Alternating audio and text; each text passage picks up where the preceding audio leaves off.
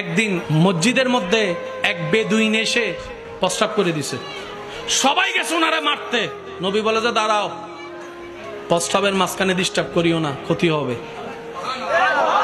প্রস্রাব করছে বেদুইন মসজিদে, মাঝখানে থামাই দিলে যে ক্ষতি হবে বর্তমান ডাক্তাররাও বলে প্রস্রাব ধরে রাখা নিষেধ, আটকায় রাখা নিষেধ, করে অর্ধেক বন্ধ রাখা নিষেধ, কিডনির জন্য ক্ষতি হয়।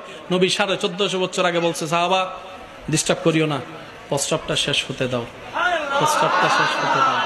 সাহাবায়ে কেরাম অবাক হয়ে থাকেন, ইয়া রাসূলুল্লাহ, একত সে মসজিদে ঢুকেছে, তার উপরে সে মসজিদের উপর প্রস্রাবও করতেছে, আপনি বলতেছেন প্রস্রাব শেষ হওয়া পর্যন্ত অপেক্ষা করতে? রাসূল বলে যে আমি যা বলছি তোমরা তা করো, কারণ আমি গজবদাতা হিসেবে আল্লাহ পাঠাই নাই, আমি রহমাতুল লিল আলামিন হয়ে রবের পক্ষ থেকে এসেছি। সুবহানাল্লাহ। সাহাবা ওনার প্রস্রাব শেষ হতে দাও, ওনারা তাকায় রইলেন। হেডকোয়ার্টারের নির্দেশ অমান্য করার কোনো সুযোগ না।